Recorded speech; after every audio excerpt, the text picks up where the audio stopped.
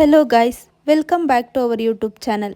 ಇವತ್ತಿನ ಸ್ಪೆಷಲ್ ಏನು ಅಂದರೆ ಮೀನು ಸಾಂಬಾರು ಹೇಗೆ ಮಾಡೋದು ಅಂತ ನಿಮಗೆಲ್ಲ ತಿಳಿಸ್ಕೊಡ್ತೀನಿ ಬನ್ನಿ.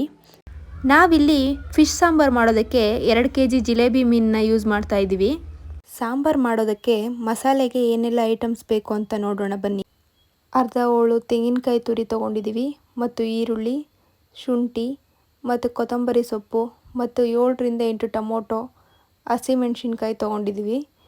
ಸಾಂಬಾರು ಹೇಗೆ ಮಾಡೋದು ಅಂತ ನೋಡೋದಾದರೆ ಇಲ್ಲಿ ಒಂದು ತಪ್ಪಲೆ ತೊಗೊಂಡಿದ್ದೀನಿ.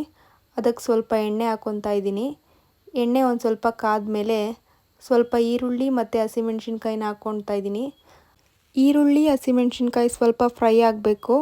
ಅದು ಸ್ವಲ್ಪ ಬ್ರೌನಿಷ್ ಆಗೋವರೆಗೂ ಅದನ್ನು ಫ್ರೈ ಮಾಡ್ಕೊಳ್ಳಿ.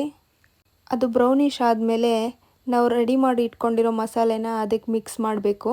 ಮಸಾಲೆಗೆ ನಾವು ಆಗಲೇ ತೋರಿಸ್ದಾಗೆ ತೆಂಗಿನಕಾಯಿ, ಈರುಳ್ಳಿ, ಶುಂಠಿ, ಕೊತ್ತಂಬರಿ ಮತ್ತು ಟೊಮೊಟೊ ಮತ್ತು 2ರಿಂದ 3 ಸ್ಪೂನು ಸಾಂಬಾರು ಪುಡಿ ಯೂಸ್ ಮಾಡ್ತಾಯಿದ್ದೀವಿ. ಇಷ್ಟನ್ನು ಹಾಕಿ ಮಸಾಲೆಗೆ ರೆಡಿ ಮಾಡ್ಕೊಂಡಿದ್ದೀವಿ.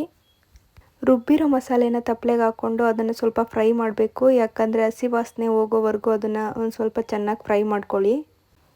ನೆಕ್ಸ್ಟು ನಿಮಗೆ ಎಷ್ಟು ಬೇಕೋ ಅಷ್ಟು ನೀರು ಹಾಕ್ಕೊಳ್ಳಿ. ಆ್ಯಕ್ಚುಲಿ ಮೀನು ಸಾಂಬಾರು ಸ್ವಲ್ಪ ತೆಳ್ಳಗಿದ್ರೇ ಚೆನ್ನಾಗಿರುತ್ತೆ.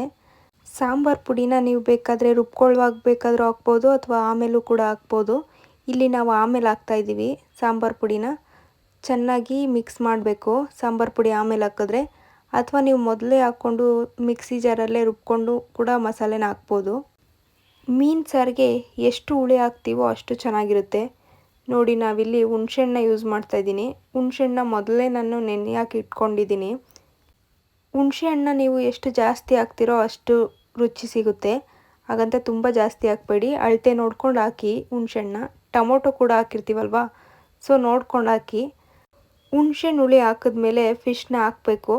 ಸಾಂಬಾರು ಕುದೀತಿದೆ ಅನ್ನುವಾಗ ಫಿಶ್ ಹಾಕಬೇಕು.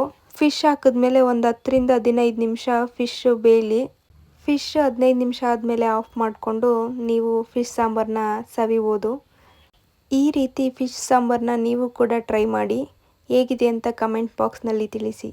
ಈ ವಿಡಿಯೋ ನಿಮಗೆ ಇಷ್ಟ ಆದರೆ ಶೇರ್ ಮಾಡಿ, ಲೈಕ್ ಮಾಡಿ ಮತ್ತು ಕಮೆಂಟ್ ಮಾಡಿ. Thank you for watching guys.